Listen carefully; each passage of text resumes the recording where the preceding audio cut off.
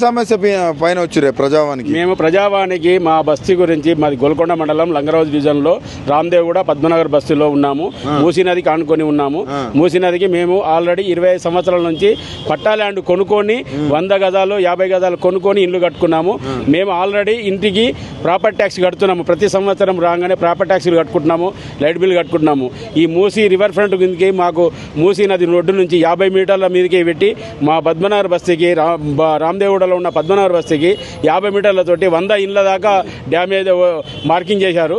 ఆ దానికి దిక్కేయి భయభ్రాంతులయ్యి వచ్చేది ఏముంది మూసీ రివర్ ఫ్రంట్ ఇక్కడ నుంచి ఒక రేవంత్ రెడ్డి సార్ మనం ఏం చెప్పిందంటే హైదరాబాద్ సుందరీకరణతో పెట్టాడు. ఆ యొక్క సుందరీకరణను మా యొక్క గరీబులను అటాయించి సుందరీకరణ చేసుడు కాదు, ఉన్న జాగాలనే మాకు చేసి మా ఇళ్లకు మాకు రక్షణ కల్పించి మాకు ఉండాలని రేవంత్ రెడ్డి సార్ కోరుకుంటున్నాము. అంటే మీకోసం ఒక 60,000 కోట్ల దాకా వెచ్చించినట్టు 60 కోట్ల ఇంకేం కాదు. అధికారులను అడిగితే ఏమంటారంటే మీ గురించే చేస్తాము, మీ మంచి గురించే చేస్తామని చెప్తున్నారు. కానీ కొన్ని మీడియాలలో కొన్ని పత్రికలు ఏమొస్తున్నాయి, మూసీ నదిలో 12,500 ఇల్లు అక్రమ కట్టడాలను వస్తున్నాయి. దయచేసి అధికారులను, గవర్నమెంట్ వాళ్ళను, మీడియా మిత్రులందరినీ కూడా కోరుకునేది ఏంటంటే ఈ యొక్క అక్రమ కట్టడాల పట్టా కొనుక్కున్న భూముల ఆల్రెడీ పట్టాలు ఉన్నాయి. పట్టా భూమిలో ఉన్నాము. 68, 50, 52B ఉన్నాము మేము ఆల్రెడీ. మా పట్టా కింద 61 సర్వే నంబర్ ఉంది. ఆ యొక్క దాన్ని తీసుకొని మీరు బఫర్ జోన్కి తీసుకుంటారా, మీరు షాపింగ్ కాంప్లెక్స్ పెట్టుకుంటారా, మూసీ సుందరీకరణ చేసుకుంటారా, ఏం చేసుకొని. కానీ మాకు వచ్చిన సమస్య ఏంటంటే మేము ఉన్నాము 50 గజాలు 100 గజాలు ఉన్నాము. చాలా పేదవాళ్ళు ఉన్నాము, గరీబ్ వాళ్ళు ఉన్నాము. మా గరీబులను చూసి ఆలోచించి గవర్నమెంట్ మా యొక్క భూములు, మా యొక్క ఇండ్లు మాకే ఉండాలని కోరుకుంటున్నాము. మేము గవర్నమెంట్కు సంబంధించిన ఏది కానీ బిల్లు కానీ, కరెంటు బిల్లు కానీ, లైట్ బిల్లు కానీ, ప్రాపర్టీ ట్యాక్స్ కానీ 25 సంవత్సరాల నుంచి మేము కట్టుకుంటున్నాము. ఇప్పుడు వచ్చేసి ఏంటంటే హైదరాబాద్కు గండిపేట నుంచి మన గట్కేసర్ దాకా మూసీ సుందరీకరణ అని చెప్పి మూసీ ఇరుపక్కల కూడా మార్కింగ్ చేయడం జరిగింది. అందులో భాగంగా గత ఎన్ని ఇల్లు పోతున్నాయి? మా రామదేవ్గూడలో 150 ఇళ్ళ దాకా పోతున్నాయి మొత్తం. ఇప్పుడు మీరు ఎక్కడ బతకాలి మరి? ఇండ్లు పోతున్నాయి. అదే మాకు ఆ భయభ్రాంతులతోనే మేము ఎక్కడ బతకాలి, ఇంకా మాకు ఏం చెప్పలేదు. కలెక్టర్ దగ్గర కూడా పోయి కలెక్టర్ మీకోసం ప్రోగ్రాంలో మన సోమవారం పోయి కలెక్టర్ కలిసాము. మీకు అనుకూలంగానే చేస్తాము, మీకు పట్టా ఉందని చెప్పి కలెక్టర్ కూడా చెప్పాడు. అయితే మీకు పట్టా అనుకూలంగా ఉంది, మరి దానికి ప్లేస్ వేరే దగ్గర ఇస్తామని కానీ ఎలాంటి హామీ కానీ అధికారులు కానీ మిమ్మల్ని కలిసే ప్రయత్నం చేశారా? చేయలేదు, ఏం చేయలేదు. వచ్చారు, ఒకవేళ వచ్చి మీ ఇంటి బిల్ నంబర్ ఇయ్యి, కరెంటు బిల్ అని చెప్పి అడిగారు. కరెంటు బిల్ ఇవ్వకపోతే ఆల్రెడీ ఏఈకి ఫోన్ చేసి లైట్ బిల్ కలెక్టర్ పిలిపించుకొని ఆన్లైన్లో లైట్ బిల్ తీసుకొని వాళ్ళ నంబరు వాళ్ళు రాసుకొని పోయారు. ఇదంతా చేస్తారని చెప్పి మేము వాళ్ళకు కూడా చేసి ప్రజావానికి వస్తే మీకు అనుకూలంగా చేద్దామని చెప్పడం జరిగింది. దాని గురించి వచ్చాము. ఈ రోజు కూడా ఏంటంటే 0 బిల్లులు వస్తున్నాయని చెప్పి 6 పథకాల కిందకి పెట్టాడు గవర్నమెంట్ గురించి.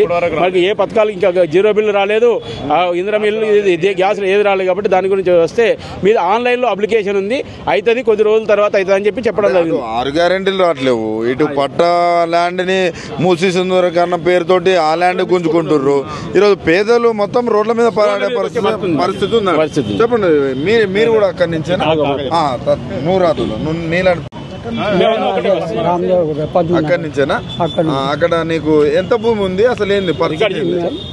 ఇప్పుడు నాకు బిడ్డే నేను కలిసి నాతో చేనేత ముఖం చేసుకుంటాను. కార్మికులు నాకు ముఖం పెట్టుకొని చేస్తానికి నేను 100 గజాల ఇల్లు, మరి ఇంకో 50 గజాలు మా బిడ్డకు, అందరం కలిసి అక్కడ ఒక దగ్గర తీసుకొని జీవనం గడుపుతున్నాము. ముఖాలు పెట్టుకున్నాము, కొన్ని రోజులు చేసినాము. ఇప్పుడు నాకు చేతనే ఎత్తలేదు, అలా కూలీ పడుతులేని ముఖములు బంద్ చేసిన.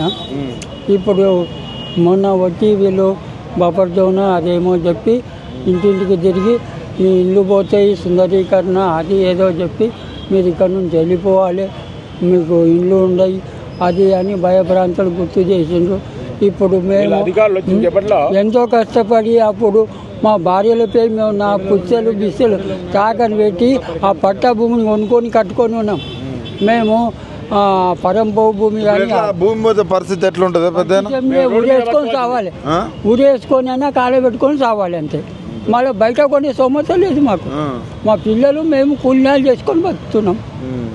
ఇల్లు పోతే చేనేత మగ్గాలు నేస్తలేవు ఇటు కూలినాలి బతికేటోని కూలి నాలుగు వస్తుండు మా కోడలు కొడుకు కూలి నాలుగు మరి ఏం చేయాలి ఏడవపోతే ఏమున్నది ఇప్పుడు మా బతుకులు అంతే ఉన్నాయి కదా సచ్చింది నీళ్ళే వచ్చింది ఏమంటే ఇంత పెట్రోల్ తెచ్చుకొని కాళ్ళ పెట్టుకుంటే పిడబోతుంది ప్రజావాణి కాడ నువ్వు కావాల్సిన అవసరం లేదు వచ్చిన మీ స్థానిక ఎమ్మెల్యేనో ఎంపీనో అడుగు పట్టా భూమి తీసుకొని కట్టుకుంటే దాన్ని కూడా కొడతాం ఆక్రమిస్తాం అని చెప్పి గవర్నమెంట్ చెప్పినాక అవతలోటి ఇంకా రాడా మరి వేరేకి అవకాశం ఇస్తుండు మేము ఎంత కాయకష్టం చేసి పిల్ల చెల్లెలం ఇప్పుడు నా 80 ఏళ్ళ జీవితం ఎట్లా గడిపినాం ఏం సంగతి ఇప్పుడు చివరకు ఏమన్నా చేసుకొని సావాలనేమో అని అనిపిస్తుంది ఆల్రెడీ అధికారులు వచ్చినప్పటి నుంచి ఒక హార్ట్ అటాక్ పెద్ద మనిషి 80 ఏళ్ళు హార్ట్ అటాక్ బీపీ షుగర్ ఎక్కువై చనిపోయాడు కూడా బీపీ షుగర్ వచ్చి ఉస్మానియా తీసుకపోతే ఇమీడియట్ గా బీపీ షుగర్ వేసుకొని సావాలి అంతకంటే ఏం చచ్చిపోయిన అవసరం లేదు పోరాడాలి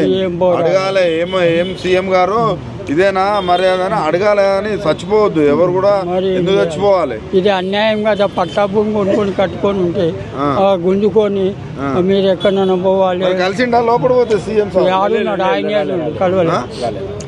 కలవలేదా ఎన్నిసార్లు వచ్చారు ఇక్కడికి మరి 4 సార్లు వచ్చినా కలుస్తలేడా 4 సార్లు లైన్లో ఇచ్చిన అప్లికేషన్ ఇచ్చేసిన అంతేగాని కలుస్తలేదు మరి ఏం చెప్తారు ఇప్పుడు మరి లాస్ట్ మళ్ళీ వారం వస్తాము ఇక శుక్రవారం నాడు కూడా వస్తాము వచ్చిన తర్వాత చూస్తాము ఇప్పుడు మేము మహిళలను తీసుకొని రాలేదు వాళ్ళు భయభ్రాంతులు ఇంటికానే ఉన్నారు ఇక్కడ జరుగుతుంది మరోసారి కూడా వేస్తామని చెప్పి అనుకున్నాము మరోసారికి వచ్చినప్పుడు నెక్స్ట్ కార్యాచరణ మా బస్తీ మొత్తం వచ్చిన తర్వాత ప్రజాపాలన వచ్చినప్పుడు పర్యాపాలన రోడ్డు మీద వేయించి విన్నపించుకొని తెలుపవచ్చు మీడియా ద్వారా మీడియా మిత్రులు కూడా దయచేసి చెప్తున్నాను మా విషయం కూడా చాలా ఆలోచించుకొని మీరు కూడా సహకరించి ఈ విషయాన్ని సీఎం దృష్టికి తీసుకెళ్లాలని కోరుకుంటున్నాను మీరు